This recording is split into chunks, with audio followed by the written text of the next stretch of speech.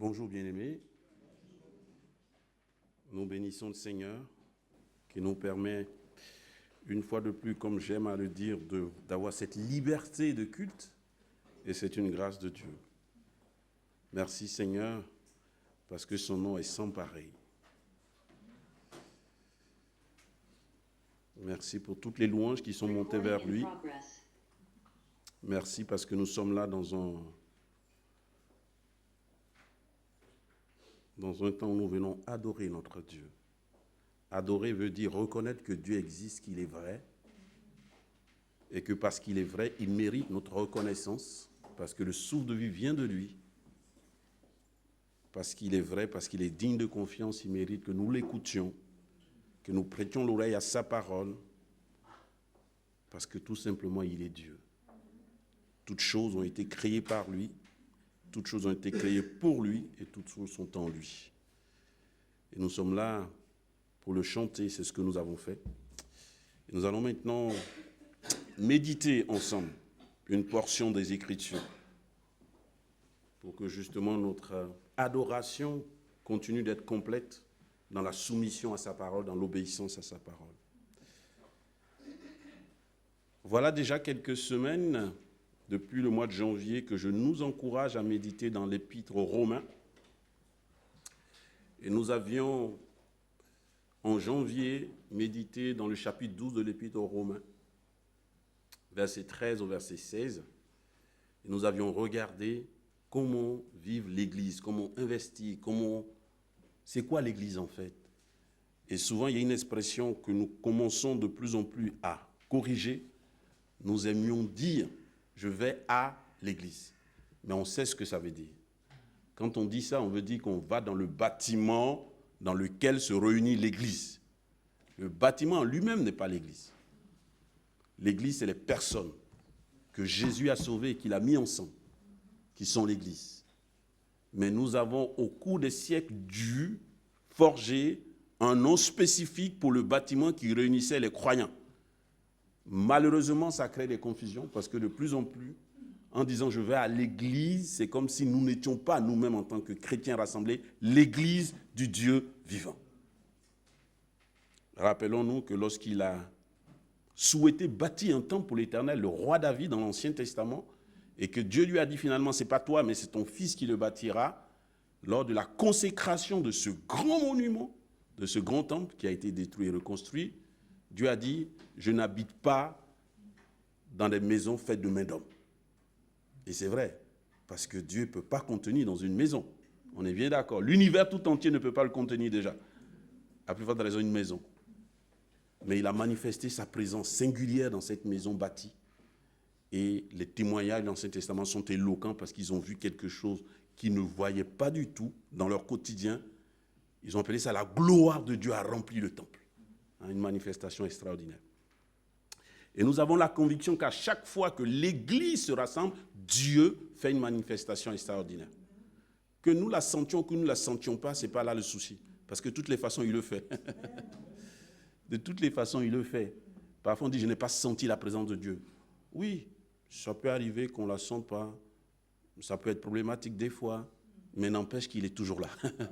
Lui, il ne bouge pas. Il est fidèle. La vie dit, je serai avec vous tous les jours jusqu'à la fin du monde. Il ne nous quitte pas quand tout va mal. Il n'est pas comme les rats qui quittent le navire quand le navire veut chavirer. Dieu, il n'est pas comme ça. Dieu, il est présent. Malgré ce que le monde lui fait, il reste présent parce que le monde lui appartient. Amen. La Bible dit qu'il domine les eaux, les océans, il domine les terres. Il est celui qui est le maître de tout. Des fois, nous en doutons parce que nous disons, oula, avec tout ce qui se passe, où il est le maître? Il ne faut pas se méprendre en fait. Il ne faut pas se méprendre. Malgré tout ce qui se passe, il reste le roi de gloire, le Seigneur des seigneurs. Tout est sous son contrôle. Lors des 2 guerres mondiales, les gens ont dit, on va déclencher la guerre nucléaire, le monde va être détruit totalement, ça sera la fin du monde. Et un pasteur a dit, il n'y a que Dieu seul qui décrète quand c'est la fin du monde. Aucun homme ne peut le décréter. La plus pire des catastrophes ne peut pas décréter la fin du monde. Il n'y a qu'un seul qui est capable de le faire. Il s'appelle l'Éternel, le Dieu des cieux. Tant que lui n'a pas dit, ça ne peut pas s'accomplir. Alors nous voulons continuer à regarder sa parole pour nous encourager. Nous avions alors médité ces textes qui nous invitaient à être ce qu'il a voulu que nous soyons, des croyants, des chrétiens, pétris dans son amour. Romains chapitre 12, à partir du verset 1, il nous a dit « Rendez un culte qui soit un culte raisonnable ».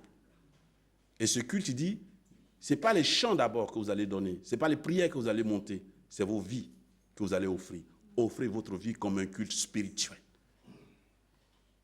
Et pour faire cela, il dit, laissez votre intelligence être transformée pour que vous puissiez discerner la volonté de Dieu. Ce qui lui fait plaisir, ce qui lui est agréable, ce qui lui est parfait. Et c'est à partir de là que l'apôtre Paul développe tout ce qu'il entend par plaisir, agréable et parfait. Et nous avons vu au mois de février le chapitre 13 où il nous a encouragés à réaliser que si nous accomplissons ce commandement qui est le plus grand, et c'est Jésus qui le dit, on lui a posé une question, il a répondu à cette question dans les évangiles, il dit le plus grand commandement c'est tu aimeras l'Éternel ton Dieu de tout ton cœur, de toute ton âme, de toute ta pensée, de toute ta force. Et il dit le deuxième qui lui est semblable avec Élie, celui-là tu aimeras ton prochain comme toi-même. Il dit de ce commandement se résument les prophètes, la loi et les prophètes. C'est-à-dire toute l'écriture se réalise dans ce temps. Et dans Romains chapitre 13, l'apôtre Paul, poussé par l'Esprit de Dieu, dit celui qui aime son prochain accomplit toute la loi. Je dis, waouh! Toute la parole de Dieu. Si j'aime mon prochain, j'accomplis. Et il l'a expliqué et on a regardé cela ensemble. Il a dit parce qu'effectivement, la loi dit quoi? Tu ne tueras pas. Il dit, mais effectivement, si tu aimes ton prochain, comment peut te venir la pensée de le tuer? Il dit, toutes les règles contraires que la loi édite en négatif sont là justement pour prouver le contraire. Parce que si on aime, ces choses négatives, elles ne vont pas venir dans notre relation interpersonnelle. Et on a regardé cela. Et il nous a invités à nous réveiller. Il parlait déjà à cette époque-là aux chrétiens de Rome, mais qui nous est adressé aujourd'hui. Il disait aux chrétiens, soyez vigilants, réveillez-vous, soyez alertes. Parce que parfois, on peut s'affaisser, s'affaiblir, on peut se tiédir. Et l'une des choses avec lesquelles j'ai terminé cette méditation, pour faire un lien avec celle d'aujourd'hui, c'était de dire que dans ce verset, dans ce chapitre 13, versets 8 à 14, nous avions été invités à revêtir le Seigneur Jésus-Christ. Il nous avait invités à nous dépouiller des œuvres du mal, mais à nous revêtir de Jésus. De revêtir, et il a pris cette expression qui est tellement formidable, revêtez-vous de l'armure de lumière. Parce que Christ est la lumière, n'est-ce pas? L'évangile de Jean dit que la lumière est venue dans les ténèbres. La lumière a lui dans les ténèbres, mais les ténèbres ne l'ont pas reçue. Christ est la lumière du monde. Celui qui vient pour éclairer. Celui qui vient pour accomplir cette prophétie qui dit les ténèbres qui étaient là et qui étaient opaques, la lumière de Dieu a jailli. Une lumière a jailli pour chasser les ténèbres.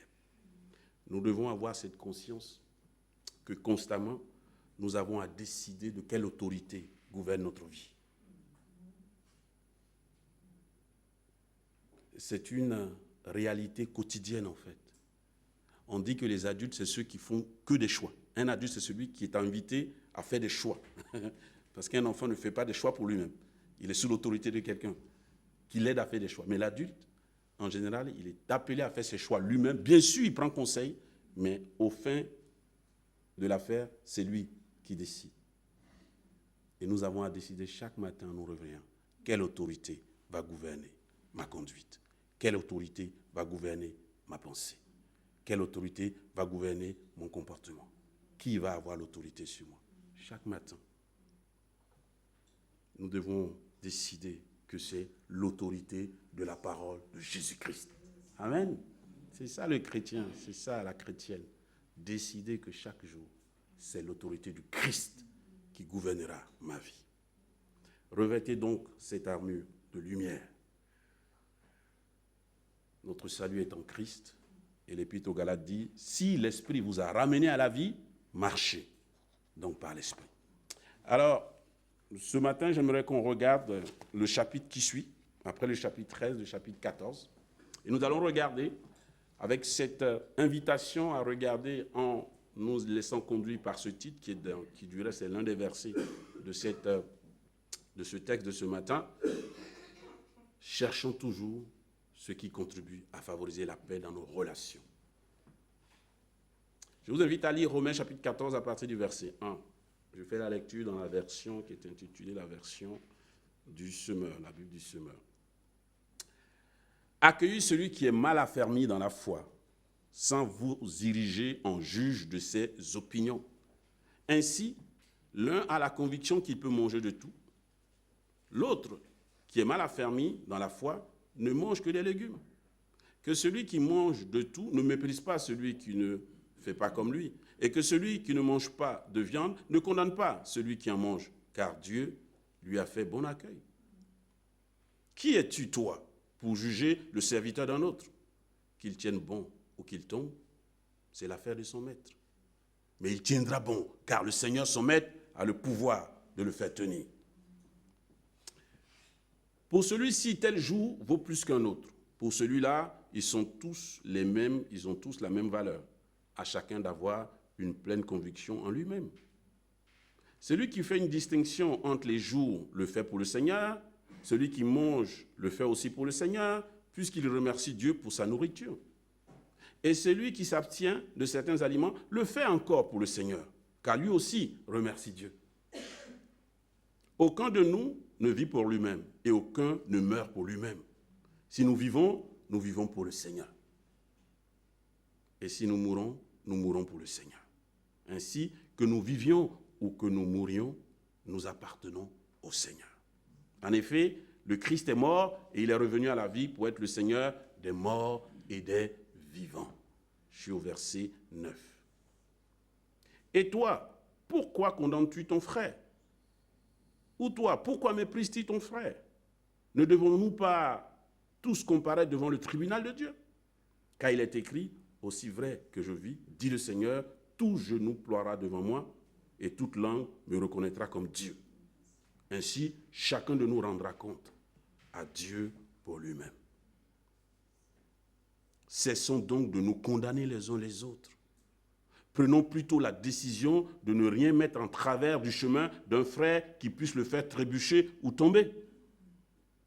Pour moi, je sais, et je suis pleinement convaincu, en accord avec la pensée du Seigneur Jésus, que rien n'est impur en soi. Cependant, si quelqu'un considère que telle chose est impure, alors elle est vraiment impure pour lui. Si donc, à cause d'un aliment, tu fais du tort à ton frère, tu ne te conduis pas selon l'amour. Ne va pas pour un aliment causer la perte de celui pour qui le Christ est mort. Que ce qui est bien pour vous ne devienne pas pour d'autres une occasion de dire du mal de vous. Verset 17. Car le règne de Dieu ne consiste pas en réglementer le manger et le boire, mais par l'Esprit Saint à vous rendre justes et à nous donner la paix et la joie. Celui qui sert le Christ de cette manière est agréable à Dieu et estimé des hommes. Verset 19. Ainsi donc, cherchons toujours ce qui contribue à favoriser la paix, à nous faire grandir les uns les autres dans la foi. Ne va pas pour un aliment détruire l'œuvre de Dieu. Tout est pur, c'est vrai. Mais il est mal de manger tel aliment si cela risque de faire tomber quelqu'un dans le péché. Ce qui est bien, c'est de s'abstenir de viande, de vin, bref, de tout ce qui peut entraîner la chute de ton frère. Verset 22, garde tes convictions pour ce qui te concerne devant Dieu. Heureux celui qui ne se condamne pas lui-même parce qu'il approuve. Mais celui qui mange tout en ayant des doutes à ce sujet est déjà condamné, car son attitude ne découle pas de la foi. Or, tout ce qui ne découle pas de la foi est péché. Voilà un texte qui nous est proposé, dont certains éléments de ce texte sont simples à comprendre, mais d'autres compliqués.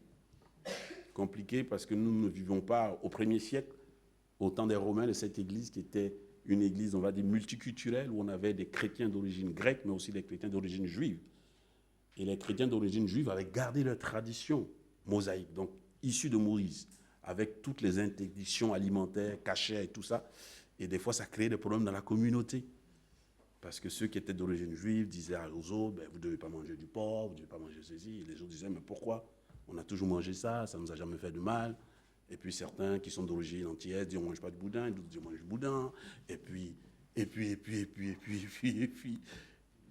Et ça crée souvent des situations de tension dans les communautés. Et l'apôtre Paul dit, Jésus n'est pas mort pour le manger, les frères et les sœurs. Jésus n'est pas mort pour ces choses-là. Et puis il y a tel qui dit, tel jour de la semaine est plus important que tel autre jour. Le dimanche, c'est le jour sacré, c'est là qu'on doit tout faire pour Dieu. Et les autres jours, on doit faire ce qu'on veut. Puis il y en a qui disent, non, c'est le samedi quand même. Le samedi, c'est le sabbat. Le Shabbat, on ne fait rien du tout, on ne touche à rien. Tu ne dois même pas travailler, tu dois refuser. Si ton patron te dit de travailler dimanche, tu dois refuser parce que c'est le jour du Seigneur. Bon, l'apôtre Paul dit, si quelqu'un dit c'est le jour du Seigneur, c'est pour lui, c'est bon pour lui. Mais si quelqu'un dit c'est pas le jour du Seigneur, c'est pas grave aussi. Parce qu'en réalité, le calendrier actuel, il a beaucoup bougé, hein? Je ne sais pas si vous savez. Ce n'est pas le calendrier qu'on avait avant le calendrier grégorien qui est là. Hein. Ce calendrier s'appelle un calendrier grégorien, c'est un l'abbé, c'est un prêtre qui nous l'a donné. Mais avant ça, on calculait les heures autrement. Hein. Si vous lisez les évangiles et que vous voyez la façon dont les heures sont calculées, la façon des Juifs, vous êtes perdus. Hein. La 3e heure, la 4e heure, on dit Jésus est mort à la 3e heure, donc il faut que tu fasses l'équivalent pour savoir la 3e heure, ça correspond à quoi. Parce que si toi, tu crois que la 3e heure, c'est 3 heures du matin, moi qui rentre de voyage, quand il était 7 heures ici, aux États-Unis, il était 7 heures de moins. Donc, il y a quelqu'un qui m'a appelé alors qu'il était 3 heures du matin aux États-Unis, mais pour lui, il était 10 heures ici. Vous voyez, sur les questions de jour, de décalage, et souvent, dans cet évangile, les chrétiens de Rome se prenaient la tête avec ça. Entre les différentes cultures qui avaient des habitudes, on va dire, quotidiennes, et des jours sacrés, des jours pas sacrés, ça créait un sacré bazar. Et ça embrouillait les relations interpersonnelles. Et l'apôtre Paul est invité à leur écrire à ce sujet pour leur dire, les bien-aimés, gardons l'essentiel à l'esprit. Et c'est ce qu'on va essayer de faire ce matin, en essayant de le contextualiser pour que nous puissions voir pourquoi c'est important ce chapitre pour nous. Parce que des fois, on lit ces chapitres, on dit, mais ça ne me concerne pas. Toute la parole concerne tous les chrétiens. Depuis le premier chapitre de Genèse jusqu'au dernier chapitre d'Apocalypse, tout ce qui est écrit te concerne, me concerne, même si des fois, on n'y comprend pas grand-chose dans certains chapitres. Mais à force d'étudier ensemble, on arrive à discerner pourquoi Dieu nous les a donnés. Amen. Les chrétiens ne sont pas tous au même niveau de maturité spirituelle. C'est un principe de base. Et ce n'est pas une hiérarchisation de qui est meilleur, qui n'est pas meilleur. C'est une réalité dans la foi chrétienne. Parce que n'oubliez pas, l'Église, c'est d'abord une famille. Est-ce que dans la famille, on est tous au même niveau? Non. Les parents, ce n'est pas les enfants, ce n'est pas les parents, on est bien d'accord. Et puis un enfant qui a 3 ans, ce n'est pas un enfant qui a 19 ans non plus. On ne peut pas considérer un enfant qui a 19 ans comme l'enfant qui a 3 ans. Ce n'est pas possible, sinon lui-même va te dire tout de suite, mais maman, attention, là, je n'ai pas 3 ans. Et dans la famille de Dieu, c'est pareil. On n'a pas la même maturité spirituelle et ce n'est pas péjoratif. C'est un état de fait. Il faut le considérer comme une action, c'est-à-dire quelque chose qui est acquis. C'est une hypothèse avec laquelle on doit travailler. Amen. Et ça aide. Si on n'a pas ce premier principe, et c'est ce que l'apôtre Paul a essayé de faire dans le premier temps, lorsqu'il parle de ces choses, il estime qu'effectivement, il y a des faibles et il y a des forts. Et ce n'est pas une question de pouvoir, non. C'est une question de maturité spirituelle. Il dit, accueillez ceux qui sont faibles, ceux qui ne sont pas encore à la maturité que vous avez, vous, les adultes spirituels. Accueillez-les. Faites-leur bon accueil. Prenez soin d'eux.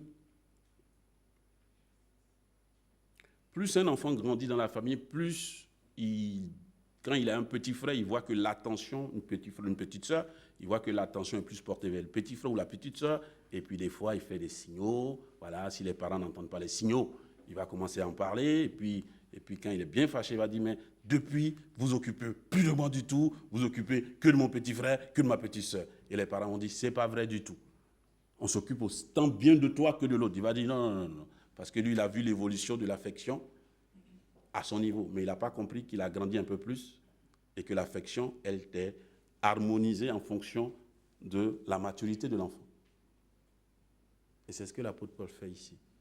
Il dit, ne considérez pas que parce que vous êtes mature, que tous ceux qui arrivent dans la communauté doivent être au même niveau, tout de suite, au même niveau que vous. Considérez que vous avez un cheminement, que vous avez un parcours, et que les plus faibles, ceux qui viennent d'arriver dans la foi, vont avoir ce parcours, mais ils ne l'ont pas d'abord. Donc, considérez cela pour que la communauté chrétienne, la foi chrétienne, les enfants de Dieu, la famille de Dieu puissent vivre quelque chose d'harmonieux, quelque chose de stable, quelque chose d'apaisé. C'est important. Vous savez, toutes les histoires sur les coiffures des nouveaux convertis, sur les vêtements des nouveaux convertis, parfois ça fait des histoires et des églises se divisent pour ça. Mais pourquoi il a ses tresses, pourquoi il a ses coiffures, pourquoi il s'habille comme ci, pourquoi il s'habille comme ça. Si on est un vrai chrétien, on doit s'habiller comme ci. Si on est un faux chrétien, on s'habille comme ça. Des fois, c'est usant. Des fois, c'est usant. Parce qu'en fait, ça déplace les vrais enjeux. Les vrais enjeux, l'apôtre Pierre va le dire, c'est la transformation du cœur. C'est le comportement, c'est la mentalité qui change. Selon Romains 12, soyez renouvelés par la transformation de votre intelligence. Il dit, accueillez les faits. Et on a cette tendance, malheureusement en nous, de vouloir juger les autres. Et c'est ce que l'apôtre Paul remarque dans cette église de Rome. Il dit, au plus fort, vous avez tendance à juger ceux qui ne sont pas au même niveau que vous.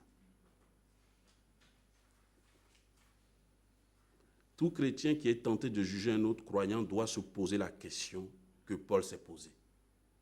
Qui es-tu pour juger le serviteur d'un autre?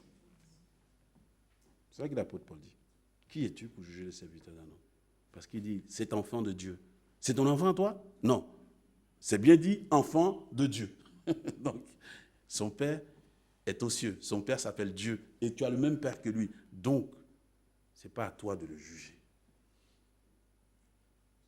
Parce que son maître s'appelle Jésus-Christ. Quand Jésus l'a sauvé, tu n'étais pas là. Quand Jésus lui a montré le chemin du salut, tu n'étais pas là. Et même si tu as été un acteur, ce n'est pas toi qui l'as sauvé, c'est Jésus-Christ qui l'a sauvé. Et il dit aux chrétiens de Rome, rappelez-vous ça, vous qui avez une certaine maturité, rappelez-vous ça. La maturité que vous avez ne vous donne pas le droit de juger le serviteur d'un autre.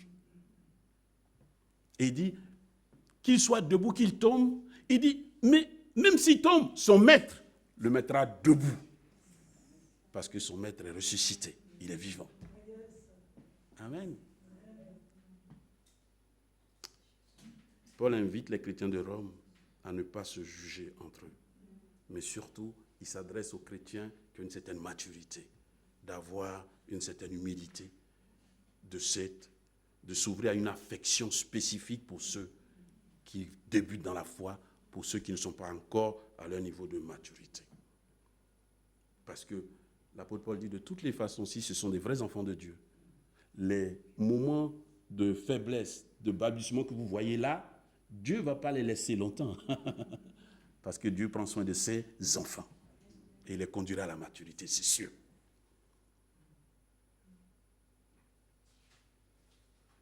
Alors, nous sommes invités à regarder ces choses avec attention. Chacun de nous a besoin de se forger des convictions personnelles. La foi chrétienne, en tout cas selon notre définition évangélique, est une foi certes collective parce que l'Église, en tant que communauté, est au cœur du plan de Dieu. Mais dans cette communauté, chaque être est bâti par Dieu. Chacun doit faire son chemin avec l'appui de la communauté, avec l'amour de la communauté, mais chacun doit, au fur et à mesure qu'il avance, acquérir ses propres convictions, forger ses propres convictions, s'asseoir dans le Seigneur face à la vie. Nous disons ça souvent, nous les parents, n'est-ce pas? On dit, il faut le laisser se confronter à la vie, comme ça il va apprendre. On dit à certains, tu as su protéger tes enfants en fait, tu aurais dû les laisser, parce que là, tu les as protégés dans un cocon, ils ne sont pas confrontés à la vie. Souvent, c'est des leçons qui ne sont pas très sages non plus, mais voilà, chaque parent fait comme il peut. Donc, juger l'éducation des uns des autres, parfois, c'est limite. Mais l'idée ici, c'est que chaque chrétien doit être amené à forger ses convictions. Et ça prend du temps souvent. On n'a pas le même niveau d'apprentissage. On n'a pas les mêmes niveaux d'évolution. Mais on est tous des enfants de Dieu. Et Dieu accepte le niveau d'évolution de chacun de nous. Il dit chacun selon la mesure de foi que Dieu lui a accordée. Et nous devons considérer cela. Nous avons une certaine liberté. Une liberté considérable. Il dit, quand le Christ vous a franchi, vous serez réellement libre.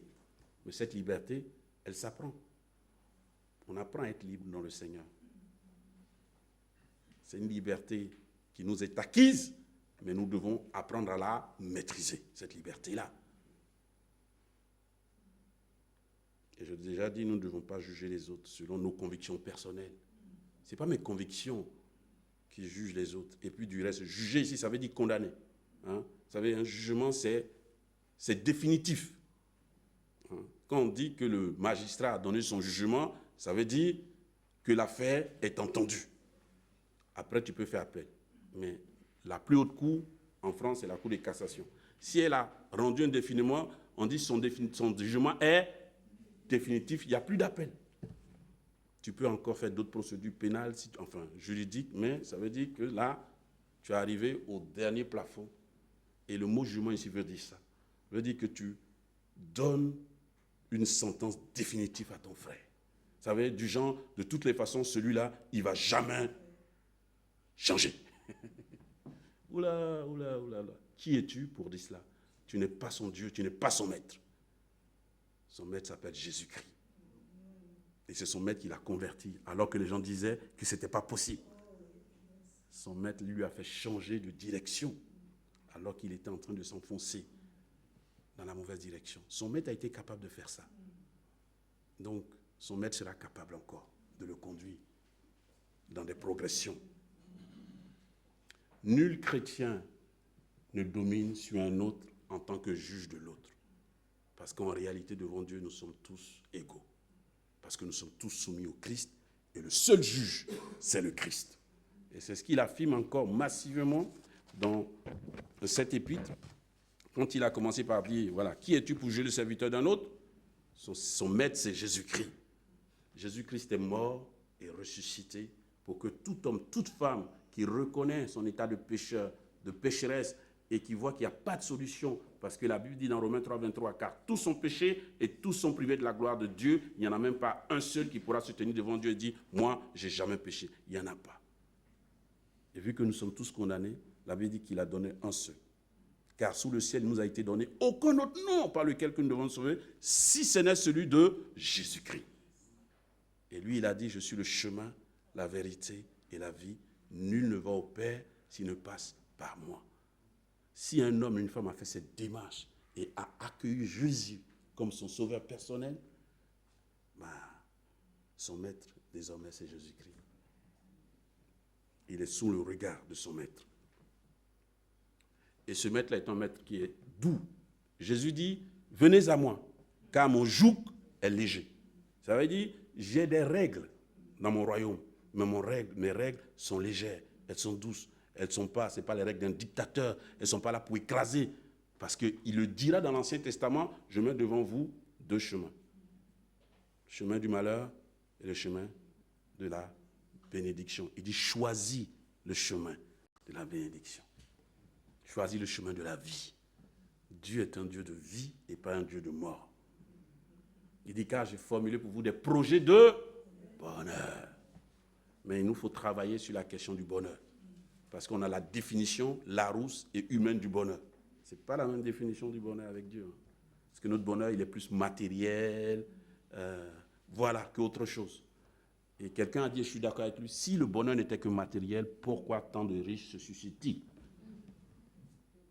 Question. Les gens, ils ont tout.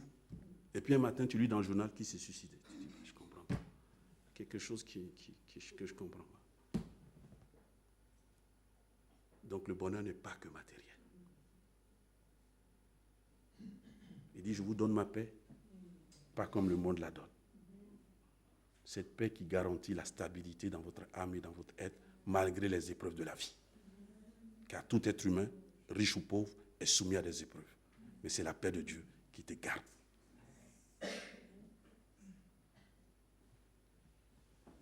C'est lui le maître, c'est lui le juge des vivants et des morts. Et c'est à lui que nous rendrons compte. Donc, l'invitation pour les chrétiens de Rome, c'est prenez soin les uns des autres, accueillez-vous les uns les autres, ne vous jugez pas. Le temps va venir pour le jugement. Et ce temps-là, c'est un temps grave. Donc, vous n'avez pas à le précipiter de toutes les façons. Parce que chacun rendra compte à Dieu pour lui-même.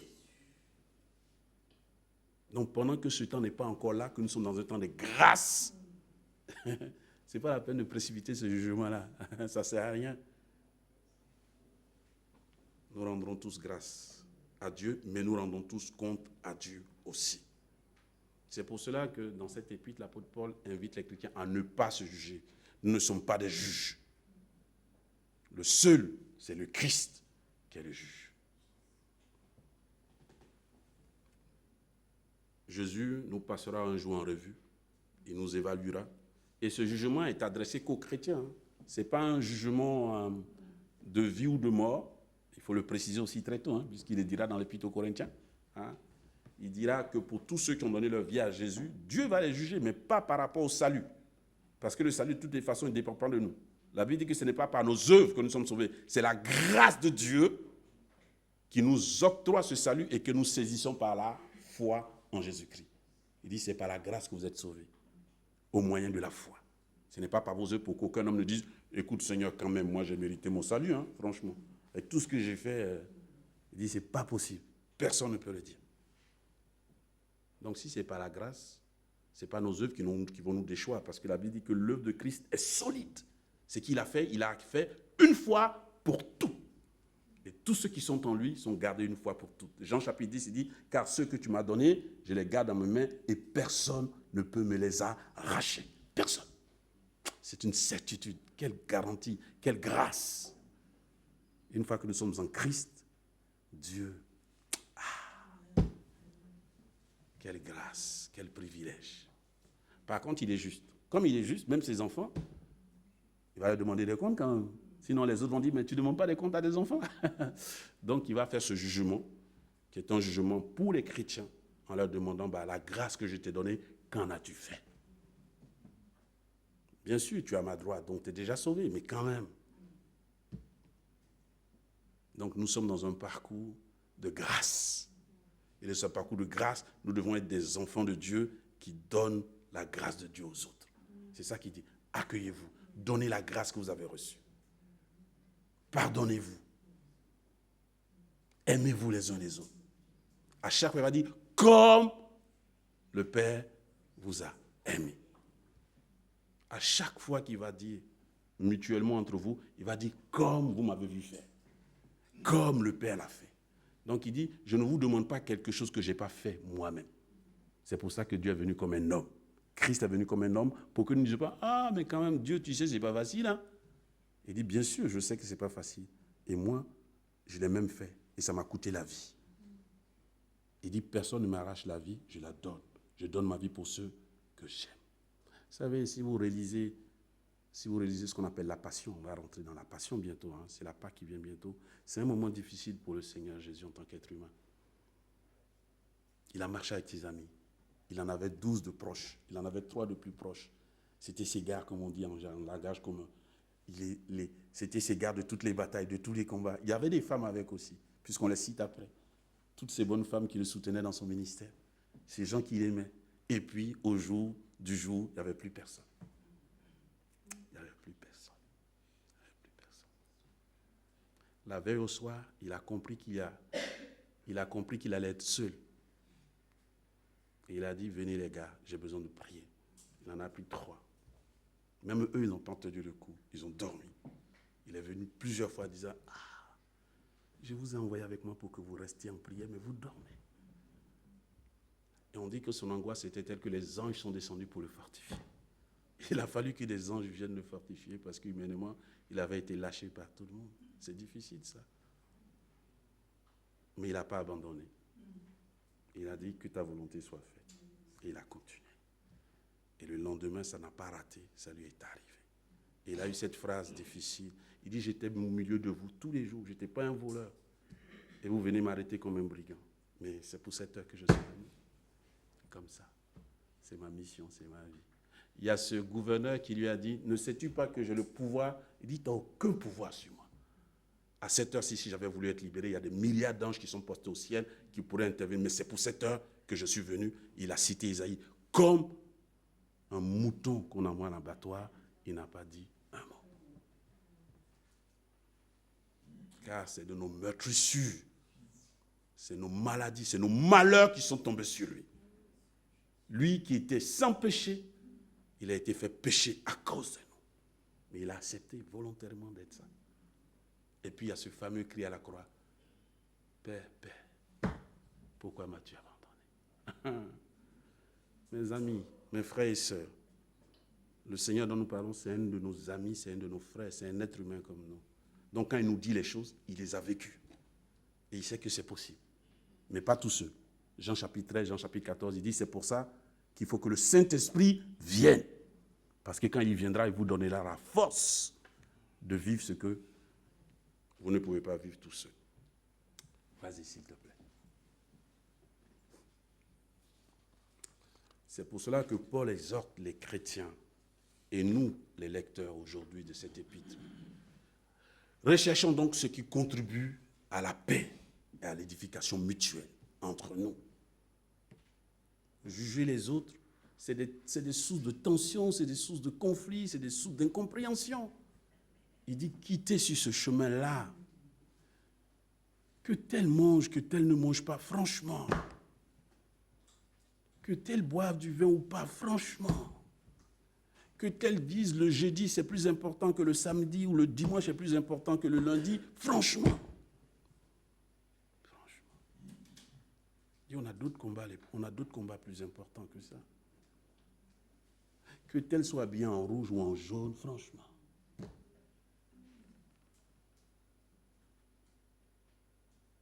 Que tel se soit coiffé, je ne sais pas, à la quoi ou à la comment, franchement.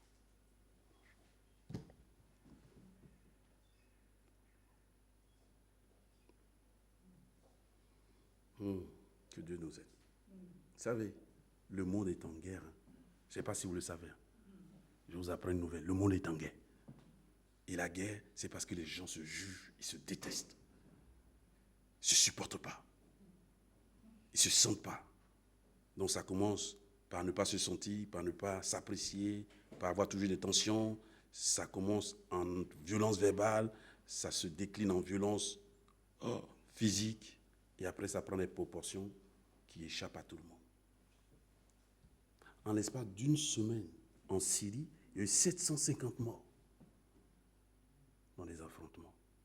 En l'espace de 3 jours, entre le Rwanda et le Congo, il y a eu plus de 400 morts à Goma et dans l'est du Congo. C'est des êtres humains dont on parle. En 7 jours, tuer 700 êtres humains, comme ça. Hommes, enfants, 700 êtres humains, comme ça. Le cœur de l'homme est quelque chose. Hein? Notre cœur est quelque chose de bien-aimé. Si on y prend garde. C'est pour ça qu'il avertit les chrétiens. Il dit, sortez de ce chemin-là. Ce chemin est un chemin, il n'est pas anodin, cette façon de se mettre en tension, de juger les autres, parce qu'il nourrit quelque chose qui n'est pas sain. Et si vous le laissez, vous savez, cultiver, c'est quoi? Cultiver, c'est prendre soin de quelque chose. Si vous cultivez ça, ça donne la guerre. Ça donne la guerre. Ça donne la guerre dans les familles. Ça donne la guerre dans les couples. Ça donne la guerre dans les relations parents-enfants. Ça donne la guerre dans les fratries. Il dit, on ne devrait pas avoir ça quand on est chrétien. On ne devrait pas avoir ça. On ne devrait pas avoir ça. Parce que nous, nos cœurs ont été changés. Il dit, car je changerai vos cœurs de pierre en cœurs de chair. Il dit, c'est pour cela que le Saint-Esprit est venu, pour changer vos cœurs de pierre en cœurs de chair.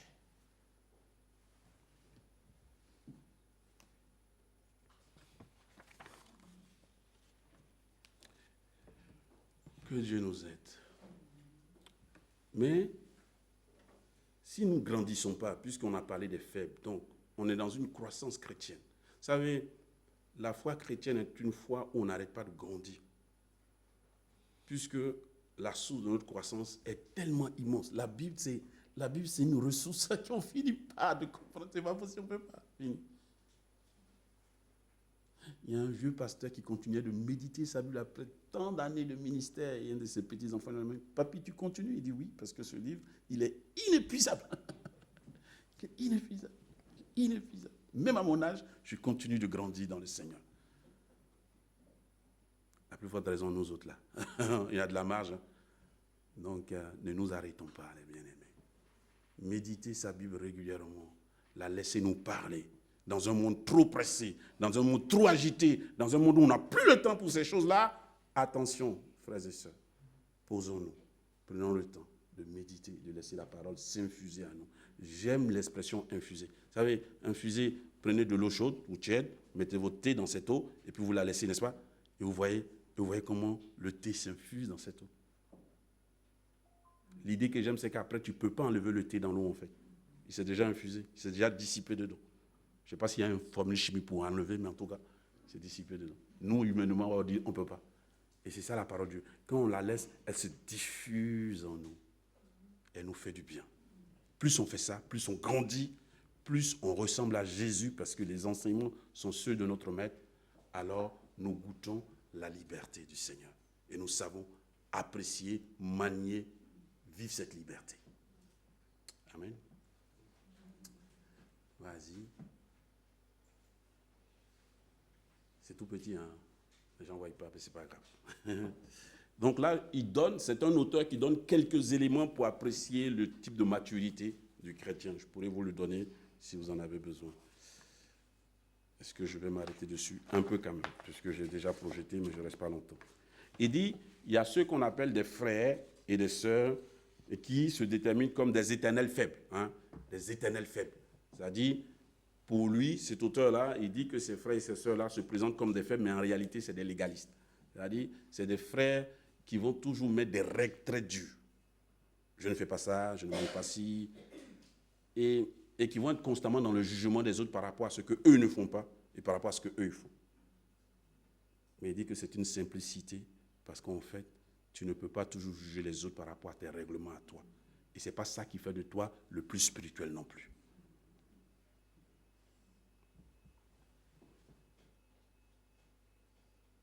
Il dit, fais attention si c'est dans ce chemin-là. Parce que si tu as mis des règles, c'est bien. Ça te préserve, ça te fait grandir, mais tu ne peux pas les imposer aux autres. Et fais attention avec ça. Vous savez, le légaliste, c'est celui qui finalement croit que c'est ce qu'il fait qui le sauve. C'est ça, le légaliste. Le légaliste, c'est ça. C'est, j'ai mis des règles pour montrer au Dieu que je l'aime tellement, mais en le faisant, finalement, je crois que c'est ce que je fais qui me sauve. Mais en fait, ce n'est pas ce que tu fais qui te sauve, tu es déjà sauvé. Ce que tu fais montre ton amour à Jésus. C'est ça la vérité. Fais le bien, mais ne l'impose pas aux autres non plus. Il dit la deuxième catégorie de frères et sœurs faibles, c'est des gens qui sont encore au stade de l'enfance spirituelle. Et ceux-là, bien sûr, ils sont susceptibles de trébucher parce qu'ils n'ont pas encore tout compris, parce qu'ils ont encore des fragilités, parce qu'ils ont encore des choses à construire. Et c'est vrai qu'avec ce type de frères et de sœurs, il faut avoir une attention particulière. Leurs questions paraissent bêtes, mais j'ai aimé un professeur de théologie, l'un des plus grands théologiens français. Il nous a toujours dit, il n'y a pas de questions bêtes. Et en classe avec lui, on était capacité. C'est incroyable. Tu poses une question, toi-même, tu es convaincu qu'elle est bête, mais il te la reformule pour toi. Tu dis, waouh, ça c'est ma question, celle-là. Mais son idée, c'est qu'il voulait répondre à toutes les questions parce que quand quelqu'un pose une question, c'est parce qu'il a besoin d'une réponse. Et il dit, ces frères-là, ils ont parfois des questions qui nous paraissent futiles, mais c'est leur C'est leur état. Il faut les prendre comme ils sont et les aider à y répondre. Pas les blâmer. Oh, t'es encore à ce niveau-là, toi? Oh. Nous, on a fini avec ça depuis. Ah, je ne savais pas que tu étais encore là. D'accord. Je te croyais ici. C'est des réponses qui blessent parce que la personne s'est ouverte à toi. Et ça ferme des gens. Et ça fait qu'ils ne s'ouvrent plus parce qu'ils disent on va toujours me juger. Je viens d'une conférence où j'ai eu ce sentiment-là parce que notre orateur, c'est le gars qui sait tout. Puis à un moment donné, j'ai dit à mon voisin, mon mentor, je dis mais est-ce qu'on peut poser une question quand même? Parce que le gars, il est plus intelligent que tout le monde. Et puis mon anglais n'était pas bon et tout. Et puis il m'a dit écoute Serge, on va se calmer un peu. Donc j'ai écrit à son adjoint pour lui dire franchement, c'est difficile de répondre, de poser des questions dans cette assemblée parce qu'on va avoir l'air stupide. Et le lendemain, il est venu me voir et dit Serge, tu as dit quelque chose qui m'a touché. On va en reparler. Parce que des fois, il ne faut pas donner l'impression aux gens qu'ils n'ont rien à dire quand même. C'est des êtres humains. Donc ces frères qui ont cette faiblesse, il faut les considérer. Il faut prendre les questions. Il faut se poser avec eux. Il faut les accompagner. Il faut les entendre. Et puis, la troisième catégorie, c'est des frères et sœurs qui sont mûrs, mais qui choisissent des aspects où ils ne veulent pas participer. Ça veut dire, leur maturité est en croissance, mais ils choisissent, en fonction des événements et des situations, voilà, de participer, de ne pas participer. Ils ne jugent pas les autres, mais voilà. Et il dit qu'en gros, nous tous, on est dans cette catégorie-là. On a cette maturité encore en construction, où justement, par rapport à des choix sur des sujets ou des valeurs qui ne sont pas littéralement dans la Bible, nous faisons des choix en fonction de notre maturité. Quelqu'un a dit sur la cigarette, par exemple. Quelqu'un a dit, montrez-moi dans le texte biblique où c'est marqué, tu ne fumeras pas. Ben, il a raison, c'est marqué nulle part. C'est vrai ou c'est faux? Je ne sais pas. Vous avez vu une fois dans le texte biblique où c'est marqué, tu ne dois pas fumer la cigarette? Ah ben, c'est une vraie question, ça. Hein? Donc il a posé la question, parce que c'est un ancien fumeur, mais il s'est converti. Donc il pose la question. Donc on doit répondre à sa question avec intelligence. Pas juste, ah ben un chrétien ça ne fume pas. Ça ne veut rien dire un chrétien ça fume, ça ne veut rien dire. Ça ne veut rien dire. Parce que, au risque de vous choquer, des chrétiens qui fument, il y en a. Et ils sont sauvés. Hein. Sauf qu'ils sont en train de détruire aussi leur santé. Voilà, c'est ça. C'est ça le point. Le point, c'est leur santé, en fait. Donc, tu ne peux pas juger la foi de quelqu'un sur le fait que tu l'as vu fumer. Oh, j'ai vu le frère, ça, ce n'est pas un vrai chrétien. Il fume. Non. Donc, on doit entendre ces questions et essayer d'accompagner ses bien-aimés pour leur dire, même l'autorité publique a dit que la cigarette tue. C'est écrit sur le paquet de cigarettes. Ah, c'est écrit dessus, hein. La cigarette tue, le tabac tue, c'est écrit comme ça. En noir, en France, c'est écrit. Avec des images. Voilà. J'ai dit ça, j'étais à une réunion du conseil municipal de ma ville et puis je causais avec l'un des agents au maire, puis il avait sa cigarette. Il dit, ah, c'est marrant ça, c'est marqué que ça tue et vous fumez. Il dit, bah, on meurt de quelque chose. Je dis, bon. Il a son action, de toutes les façons, on meurt de quelque chose, il va mourir de ça. Bref, je vous dis tout ça pour que nous soyons des frères et des sœurs, une famille de Dieu, où on n'est pas là pour se juger sur ces choses-là, mais pour s'encourager. Et cette catégorie que nous sommes de maturité en croissance, nous faisons des choix. Ces choix-là ne nous donnent pas l'autorité de juger les autres parce qu'ils ne sont pas encore arrivés à notre niveau à nous. Mais ces choix sont importants aussi. Nous devons nous déterminer, nous devons faire des choix.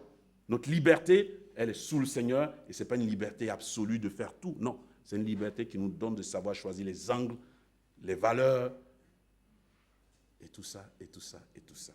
Bref, vous l'aurez compris,